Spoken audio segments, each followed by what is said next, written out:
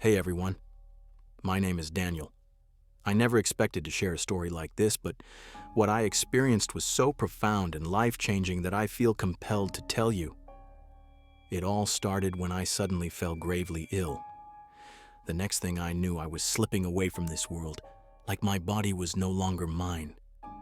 I was enveloped by a brilliant light, a presence so full of love and peace that it overwhelmed me. Then, I saw him. Jesus. He looked at me with eyes full of kindness, yet with a weight of purpose that commanded my attention. In that moment, Jesus spoke words that shook me to my core. Trump still has work to do. Those words were unexpected and filled with a seriousness that I couldn't ignore. I knew this wasn't about politics as we know it, but something deeper, something tied to the spiritual fate of a nation and its leader. Jesus showed me visions of the challenges ahead, the divisions, the battles, and the need for truth and reconciliation.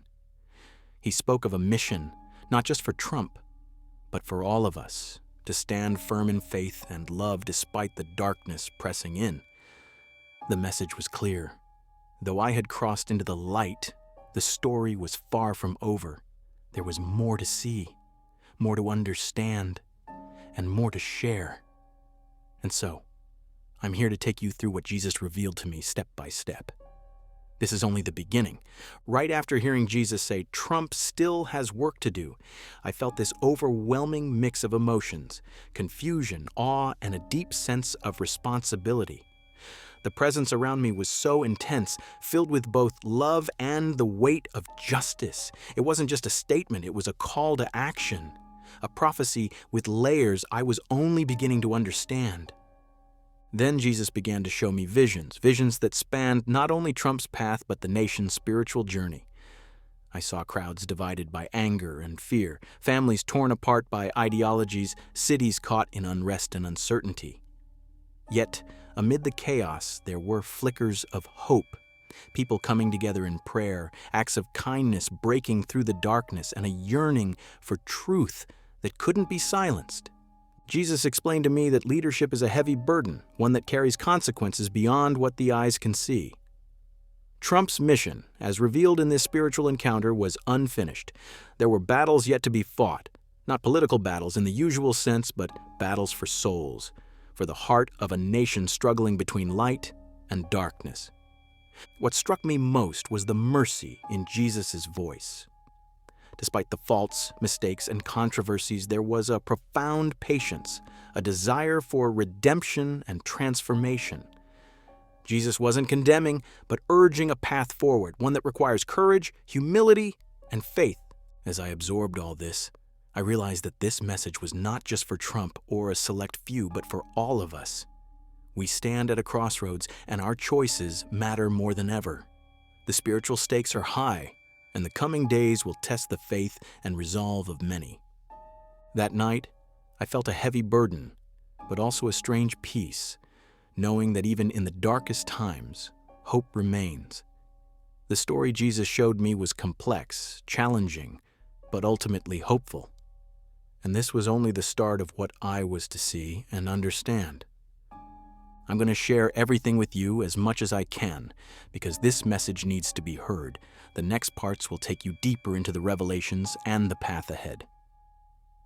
As the vision continued, Jesus began to unveil more about the nature of this unfinished work. It wasn't about political power or influence in the way most people understand it. Instead, it was about something much deeper, the spiritual restoration of a nation torn apart by division, mistrust, and sin.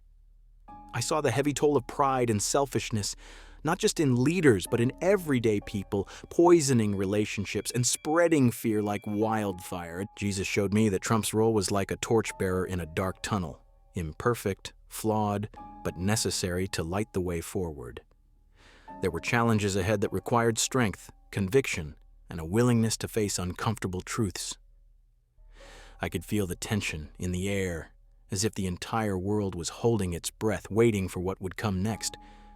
But it wasn't just about him. The vision expanded to show how each of us plays a part in this spiritual battle. Jesus emphasized that while leaders carry great responsibility, Every individual's faith and choices impact the collective future. The work to be done involves healing broken hearts, bridging divides, and standing firm in truth and love even when it's difficult. I also saw moments of incredible grace. People turning away from hate, communities rebuilding trust, families coming back together. These weren't just small miracles, they were signs of a greater movement stirring beneath the surface, laoiki, a shift toward hope and renewal. What struck me deeply was how patient and loving Jesus was throughout it all. His desire is not for condemnation, but for repentance and transformation. He longs for all of us to open our hearts and walk into the light of forgiveness and peace. That realization humbled me. I felt the weight of responsibility, not just as a witness, but as someone called to share this message. The days ahead will be difficult, but they hold promise too. This isn't a story of despair, it's a call to faith, action, and hope. I know now that what Jesus showed me is meant to prepare us for what's coming. So I want to keep walking you through it, part by part, because understanding this fully is crucial for all of us. The deeper Jesus took me into this vision, the more I understood how critical this unfinished work truly is, not just for Trump, but for the soul of the entire nation. I saw how every decision, every word spoken in the public arena sends ripples far beyond the immediate moment. These ripples affect not just politics or economics, but the very spiritual fabric binding communities and families together. Jesus showed me scenes of cities divided, streets filled with protests, people shouting across lines of anger and misunderstanding, neighbors turned against neighbors. I saw families fractured by ideology, friendships broken by suspicion, and a pervasive sense of fear gripping the hearts of many. But amid this storm, there was a profound spiritual battle taking place, one hidden from most eyes, but intensely real. In this battle, Jesus explained that leadership is a sacred trust.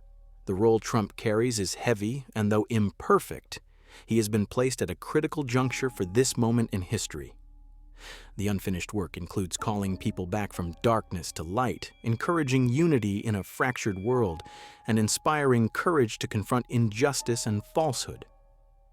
I felt the incredible urgency of this message. It's not just about waiting and watching, it's about participating in the healing process. Each of us must examine our own hearts. Where are we contributing to division, and where can we be agents of reconciliation? The work is collective, a spiritual awakening calling for faith, humility, and love. Jesus' mercy shone through again and again. Despite the flaws, despite the failures, he is patient, inviting everyone to turn back, to seek forgiveness, and to walk forward renewed. The invitation is there for all, leaders, followers, skeptics, believers alike. I realized this journey is bigger than politics. It's about truth, accountability, grace, and the choices each person makes. The next chapters I'll share dive even deeper into what this means for the future, the challenges we'll face, and the hope that still burns bright even in the darkest times. So, let's keep going together, because understanding this fully can change everything. As the vision unfolded further, Jesus revealed to me the profound responsibility that comes with leadership, not just in a political sense, but as a spiritual stewardship over the people. He showed me how the actions of one person, especially a leader with such reach and influence, can uplift or harm the collective soul of a nation. This wasn't about power or control, but about service, humility, and bearing the burden of truth even when it's uncomfortable. I saw Trump in moments of solitude during this vision, wrestling with the weight of his role. It was clear he was not perfect, far from it, but the unfinished work Jesus spoke about is a call to continue striving for what is right, to seek reconciliation where possible, and to stand firm against the forces that threaten to tear communities apart. There were scenes of hope amidst the turmoil, individuals coming together, conversations opening where before there was silence, bridges being built over divides that once seemed impossible to cross. These glimpses of healing were a testament to the resilience of the human spirit and the transformative power of faith and love. Jesus impressed upon me that this path will not be easy. There will be opposition, setbacks, and moments of darkness. But he also reminded me, and through me, everyone listening, that God's grace is abundant, and with sincere hearts, redemption is always within reach. I felt deeply that this message isn't just for a single man or nation, it's a universal call. Each person must examine their own heart and choices. Are we contributing to division or healing? Are we standing in truth and love, or are we blinded by fear and pride? The unfinished work is a collective journey, a spiritual battle that requires courage, humility, and unwavering faith. Jesus' call is for all of us to rise to this challenge. I know that sharing this isn't easy. The weight of it is heavy. But I believe that this message of hope, responsibility, and transformation is exactly what we need right now. And there's still more to come. The vision continues, and I'll keep sharing every detail with you because this story is far from over. What struck me profoundly next was how the unfinished work Jesus spoke of extends beyond public leadership and enters the intimate spaces of our daily lives. I saw countless individuals caught in the crossfire of political and spiritual upheaval, people struggling to find peace amid anxiety, distrust, and division. Jesus showed me that healing this fractured world requires each of us to engage with love and truth in our own spheres, in families, workplaces, and communities. He revealed to me how bitterness and unforgiveness fuel the fires of division, and how, conversely, acts of compassion and understanding can bring about real, lasting change. The rosary of prayers, the daily seeking of grace and mercy, the willingness to listen and forgive. These are tools for rebuilding what has been broken. Jesus' patience and mercy continue to shine through every part of this vision. He reminded me that no heart is beyond his reach, that redemption is possible for all who turn sincerely toward him. But he also warned that many will resist this call, clinging to pride, anger, or fear, and in doing so will only deepen the wounds of this world. The weight of this message was overwhelming. I felt the urgency to share not just a story, but a call to action, to live in a way that embodies love, to be peacemakers in a time that desperately needs peace, and to hold fast to hope even when circumstances seem bleak. I saw small communities rise as beacons of light, places where reconciliation began to take root and hearts opened. These glimpses of hope reassured me that the unfinished work can be done, but it requires each of us to be willing instruments of God's grace. This part of the vision inspired me to keep walking this path of faith and to keep sharing this message widely. The transformation begins with awareness, continues with repentance, and flourishes in love. And as we move forward, there's still so much more to understand, so many revelations yet to come. This journey is far from over. As the vision unfolded deeper, Jesus revealed the profound patience and love that undergird this entire process. Despite the heaviness of judgment and truth, his heart was overflowing with mercy. I felt his longing for all souls to come home, to be embraced in forgiveness and renewed hope. He said to me, "I am patient, but the hour grows late. Those who open their hearts will find healing and transformation." This was a revelation that shook me to my core. It was a reminder that God's desire is not punishment, but restoration, a chance for every person, no matter their past, to turn back to the light.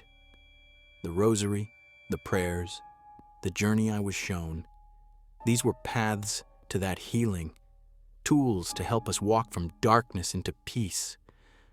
But with this invitation came the sobering reality that not all will accept it. Pride, fear, and stubbornness will harden many hearts, closing the door on mercy and deepening the pain. Jesus showed me how this rejection leads to division and sorrow, yet his hope remains undiminished. He called me, and through me all who listen, to be ambassadors of this love, to embody compassion and truth, and to hold on to hope even when faced with rejection. It's a call to live boldly in faith, not in fear. The vision left me humbled but empowered, knowing that this unfinished work is a collective mission requiring courage, faith, and perseverance. It's not easy, but with God's grace, transformation is possible. I feel a deep responsibility to share this message now more than ever. The path ahead is challenging, but it's filled with hope for those willing to walk it. There's one final part of this journey, the culmination of what I saw and what I believe we're all called to. I want to share that with you next. Now, as I bring this story to its conclusion, Jesus revealed to me the ultimate purpose of all these visions and messages: the call to unity, love, and spiritual awakening. He made it clear that the moment when Trump stands before him is not just a moment of individual reckoning, but a turning point for many souls, for families, communities, and nations. I saw how the choices each person makes daily, whether to embrace love or fear, truth or deception, unity or division, contribute to the larger spiritual battle playing out in our world. This moment symbolizes the urgency of waking up, standing firm in faith, and choosing the path of peace and reconciliation. Jesus showed me that despite the turmoil, despite the darkness pressing in, there is a light that cannot be extinguished. That light is mercy, hope, and the possibility of new beginnings. He invited all of us to open our hearts, to seek forgiveness, and to walk in His love. The journey ahead will not be easy. There will be trials, doubts, and opposition, but the reward is peace beyond understanding, a peace that sustains and transforms. So as I share this with you, I want to leave you with this hope. No matter where you are in life, no matter your past or your struggles, God's love is reaching out to you now. The unfinished work is a call to each of us to live with courage, humility, and faith.